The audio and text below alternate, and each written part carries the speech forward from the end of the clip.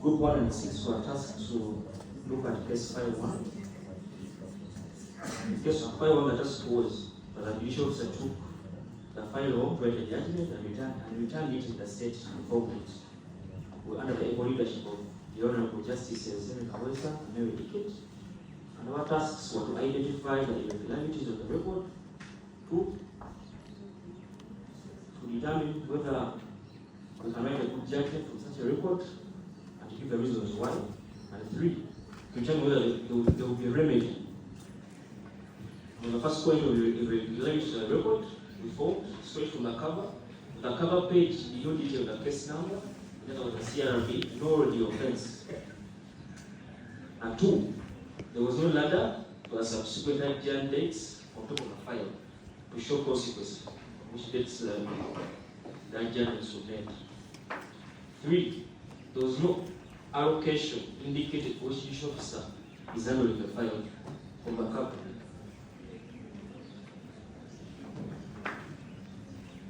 5, whereas there was a charge for Ekisa, there was also one for Sazi.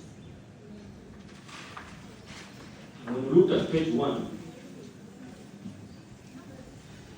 on which plea was taken, there was no date, so that the date on which plea was taken was not indicated. 3, there were irregularities on the numbering of the record.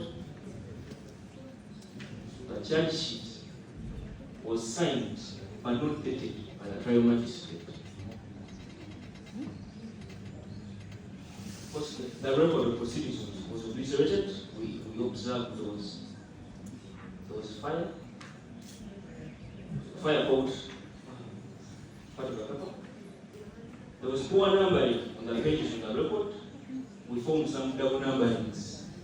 So two pages numbering 18.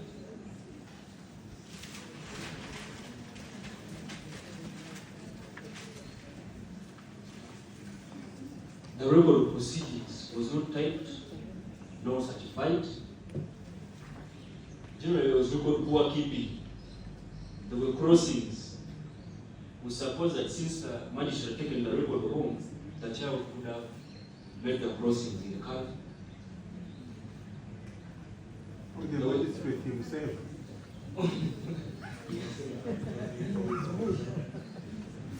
There was no date on the record. No dates on the record of proceedings. There was no indication of the preferred language that the accused desired to use. There was no indication whether there was recourse to the rights. There was no. We didn't know whether the trial magistrate requested to find out whether the accused had legal representation HR.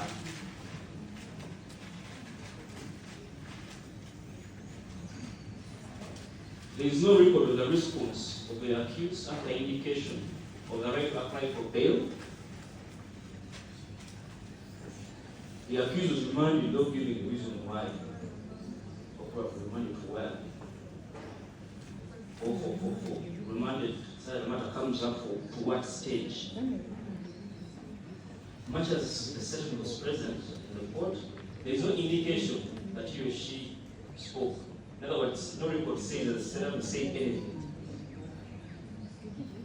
The magistrate did not sign proceedings, no date after indicating remand or the subsequent appearances. There was no engagement as to whether the accused was ready to proceed. PW1 did not take oath.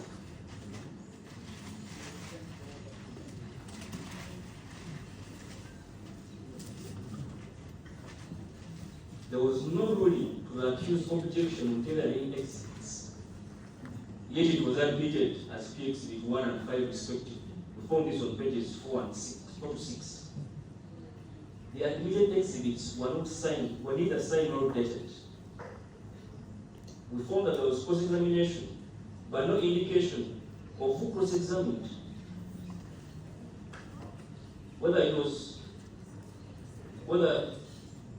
Whether the accused himself or the lawyer cross-examined PW1, that indication was missing.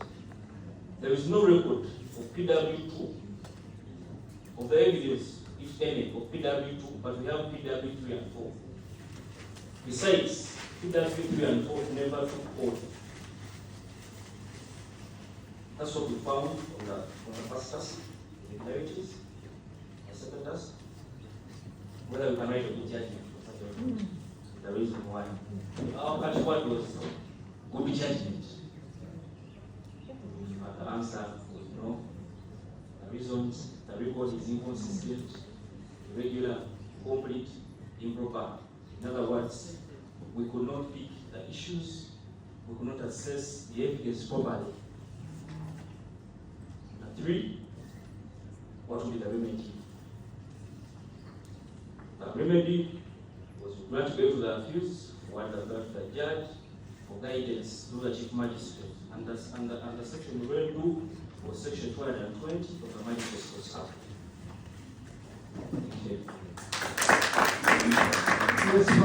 Because they didn't have shoot.